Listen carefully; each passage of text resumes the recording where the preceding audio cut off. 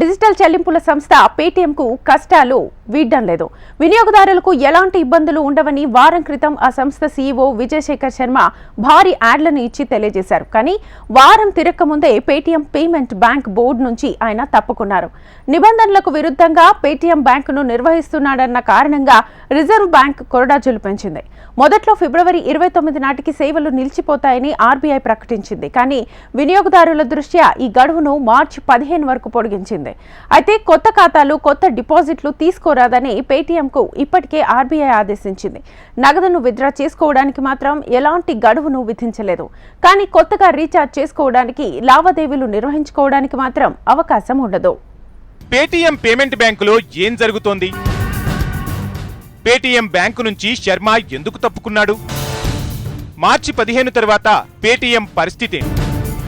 వార్తాపత్రికలు అద్భుతమైన కథనాలను చెబుతాయి. ఎడిటోరియల్ పేజీలో ఉండే ఆర్టికల్స్ ఎంతమాత్రమూ కాదు, అవి మొదటి పేజీ కథనాలు. టైమ్స్ ఆఫ్ ఇండియాలో ఫిబ్రవరి 19న మొదటి పేజీలో వచ్చిన కథనాన్ని చూడండి. అందులో ఫుల్ సైజ్ పేటీఎం యాడ్ ఉంటుంది. భారతదేశంలోని ప్రతి Paytm QR code, sound box పనిచేస్తాయి. ఈరోజు, రేపు, నిరంతరమని ఆ యాడ్ సారాంశం. ప్రస్తుతం పేటీఎం సంస్థ దర్యాప్తు సంస్థల నిఘాలో కొనసాగుతోంది. అందుకే తమ వినియోగదారులకు హామీ ఇవ్వడానికి పేటీఎం ఈ ఫుల్ సైజ్ యాడ్ను ఇచ్చింది. కానీ ఫిబ్రవరి 27న వచ్చిన మొదటి పేజీ వార్తను చూడండి. పేటీఎం వ్యవస్థాపకుడు Vijayasekhar Sharma Paytm bank board నుంచి తప్పుకున్నట్టు కథనం వచ్చింది. గత వారం వినియోగదారులకు భారీ యాడ్తో హామీ ఇచ్చిన విజయశేఖర్ శర్మ ఈ వారం పేటీఎం బ్యాంకు బోర్డు నుంచి ఎందుకు తప్పుకున్నాడు? ఇక్కడే అందరిలోనూ పలు అనుమానాలు వ్యక్తమవుతున్నాయి. వారంలోపే పేటీఎం బ్యాంకులో ఎలాంటి మార్పులు జరిగాయి? ఎందుకు విజయ్ శర్మ తప్పుకున్నాడు? పేటీఎం భవిష్యత్ ఏమిటి అన్న చర్చ ఇప్పుడు జోరుగా సాగుతోంది. దీనికి ముందు కొంత పేటీఎం గురించి మనం తెలుసుకోవాల్సి ఉంటుంది. పేటీఎం పేమెంట్ బ్యాంక్ అనేది పేటీఎంకు అనుబంధ సంస్థ.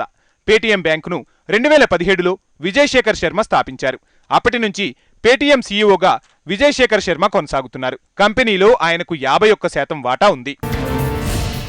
సింపుల్ గా చెప్పాలంటే పేటీఎంలో సగానికి పైగా విజయశేఖర శర్మకు వాటా ఉంది. మిగతా వాటాలు మాతృ సంస్థ పేటీఎంకు చెందినవి. ఇటీవల Reserve Bank of India RBI Paytm payment బ్యాంకుపై కొరడా జులిపించింది. ఎందుకంటే అందుకు పలు కారణాలు ఉన్నాయి. వినియోగదారుల ధృవీకరణాలు సరిగా లేవు, ఖాతాల్లో నగదును నిర్వహించడం లేదు. అంతేకాకుండా పేటీఎం పేమెంట్ బ్యాంకుకు, పేటీఎంకు ప్రత్యేకమైన తేడా ఏమీ కనిపించడం లేదు. సింపుల్ గా చెప్పాలంటే పేటీఎం పేమెంట్ బ్యాంకుకు డిజిటల్ చెల్లింపులు పేటీఎం ఒకేలా ఉన్నాయనేది ఆర్బీఐ చెబుతోంది. నిజానికి బ్యాంకుల విధానాలు వేరుగా ఉంటాయి. ఒక బ్యాంకును కేవలం యాప్ల ద్వారా నిర్వహించేందుకు ఆర్బీఐ అనుమతించదు. పేటీఎం విధానాలు లోపభూయిష్టంగా ఉండడంతోనే సేవలను ఆర్బీఐ నిలిపివేసింది. మార్చి 15లోగా అన్ని కార్యకలాపాలను నిలిపివేయాలని పేటీఎంకు సెంట్రల్ బ్యాంక్ ఆదేశాలు జారీ చేసింది. కొత్త డిపాజిట్లు చేసుకోరాదని, కొత్త అకౌంట్లు ఓపెన్ చేయరాదని, క్రెడిట్ లావాదేవీలు నిర్వహించరాదని సూచించింది. ఇదే మనల్ని అసలు విషయం వద్దకు తీసుకొస్తోంది. పేటీఎం పేమెంట్ బ్యాంకు బోర్డు నుంచి విజయ్ శర్మ తప్పుకున్నాడు. అతడి స్థానంలో కొత్తవారు రానున్నారు. 2 మాజీ బ్యాంకర్లు, 2 మాజీ ఐఏఎస్ అధికారులు పేమెంట్ బ్యాంకును పర్యవేక్షించనున్నారు. పేటీఎం పేమెంట్ బ్యాంకు సేవలను నిలిపివేయకుండా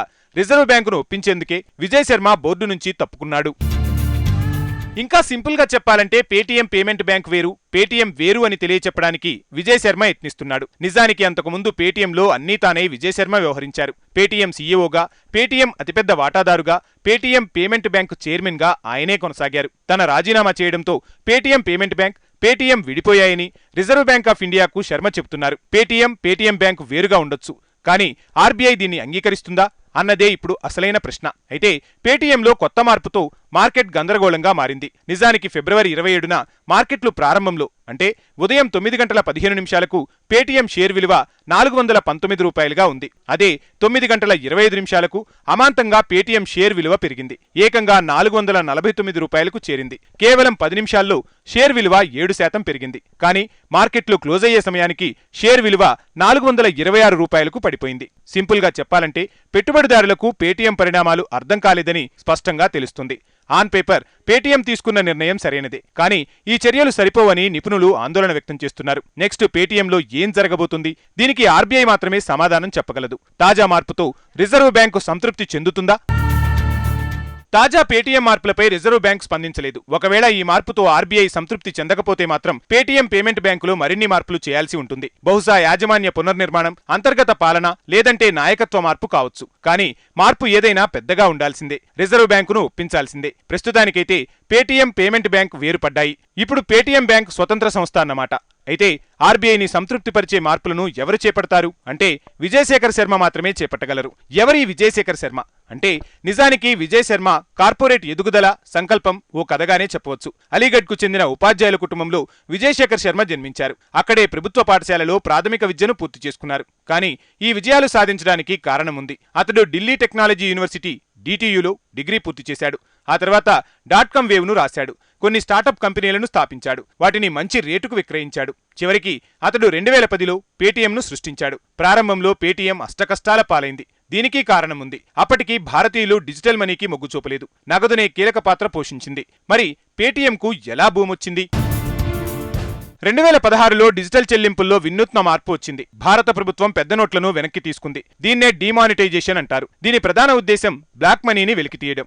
కానీ అప్పుడే డిజిటల్ చెల్లింపులు ఫేమస్ అయ్యాయి. సడన్ గా వచ్చిన ఈ మార్పుతో పేటీఎం ఒక్కసారిగా ఊపందుకుంది. ఎక్కడ చూసినా పేటీఎం QR కోడ్లు వెలిశాయి. బిల్లుల చెల్లింపులు ఆన్లైన్ అయిపోయాయి. నగదు బదిలీలు పేటీఎం ద్వారా చేయడం ప్రారంభమైపోయింది. ఇవన్నీ విజయశేఖర్ శర్మకు వ్యక్తిగత ఎదుగుదలకు కారణమయ్యాయి. 2022 ఫోర్బ్స్ జాబితాలోకి ఎక్కేశాడు. $120 కోట్ల అధిపతి అయిపోయాడు. కానీ ఇప్పుడు అదే విజయ్ శర్మ కష్టాల్లో కూరుకుపోయాడు. నిజానికి ఇదేమీ పెద్ద ఆశ్చర్యకరమైన విషయం ఏమాత్రమూ కాదు.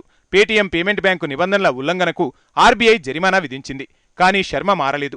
RBI పలుమార్లు హెచ్చరికలు జారీ చేసినా పట్టించుకోలేదు. చివరికి బ్యాంకు సేవలను నిలిపివేసింది. దీనికి ఒక బోర్డు రాజీనామా చేయడం సరిపోతుందా అంటే ఎంతమాత్రమూ సరిపోదు. ఇలా బ్యాంకులు పతనమవ్వడం భయంకరమైన వ్యవహారం. ఎందుకంటే చాలా డబ్బు ప్రమాదంలో పడుతుంది. దీనిపై చాలా మంది జీవితాలు, జీవనోపాధికి ముప్పు వాటిల్లుతుంది. మీరు పేటీఎం కస్టమర్ అయితే మీకు ఎన్నో సందేహాలు ఉంటాయి. అయితే కొన్ని విషయాలలో రిజర్వ్ బ్యాంక్, పేటీఎం బ్యాంక్ వినియోగదారులకు ఊరటనిస్తుంది. మార్చి 15 తర్వాత పేటీఎం బ్యాంకు బ్యాలెన్స్ కోల్పోవాల్సిందేనా?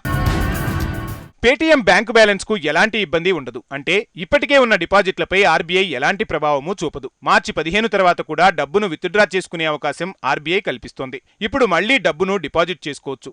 అంటే కొత్తగా డిపాజిట్లు, క్రెడిట్ లావాదేవీలు ఇకపై ఉండవు. మీ వాహన ఫాస్టాగ్ల మాటేమిటి? ఫాస్టాగ్ పనిచేస్తుంది. కానీ మార్చి 15 తర్వాత మీరు రీఛార్జ్ చేసుకోలేరు. సింపుల్ గా చెప్పాలంటే పేటీఎంను మూసివేయడం ఉత్తమం. ఇక నుంచి డిజిటల్ లావాదేవీలు నిర్వహించుకోలేమా? స్కాన్ చేసి పేటీఎం ద్వారా చెల్లింపులు చేయలేమా? అంటే పేటీఎం దేశంలోనే 3వ అతిపెద్ద UPI ప్లాట్ఫామ్. ప్రతి నెల 13,000 కోట్ల రూపాయలకు పైగా లావాదేవీలు పేటీఎం ద్వారా నిర్వహిస్తున్నారు. పేటీఎం కంటే గూగుల్ పే, ఫోన్ పే మెరుగ్గా ఉన్నాయి. కాబట్టి పలు కంపెనీలు ఇతర బ్యాంకులతో చర్చలు జరుపుతున్నాయి. State Bank of India, HDFC, Axis, Yes బ్యాంకులను సంప్రదించినట్టు తెలుస్తుంది. పేటీఎం వినియోగదారులకు కొత్త UPI ఐడిని ఇవ్వాలని యోచిస్తున్నారు. ఇదంతా చాలా క్లిష్టంగా అనిపిస్తుంది. అది కేవలం వినియోగదారుల కోసమే. ప్రజలు ప్రభుత్వ బ్యాంకులను మాత్రమే విశ్వసిస్తారు. బ్యాంకులు మాత్రమే ఈ లావాదేవీలను సరిగ్గా నిర్వహించగలవు. మొత్తంగా పేటీఎం కథ ముగిసినట్టేనా అంటే ఇప్పుడే చెప్పలేం. పేటీఎం తీసుకునే చర్యలను రిజర్వ్ బ్యాంక్ గమనిస్తుంది. అవి సంతృప్తిగా అనిపిస్తే కొనసాగించే అవకాశం ఉంది. లేదంటే మాత్రం పేటీఎం కథ ముగిసినట్టే అని చెప్పవచ్చు. అయితే పేటీఎం ఉంటుందా లేదా అనేది తెలియాలంటే మార్చి 15 వరకు ఆగాల్సిందే.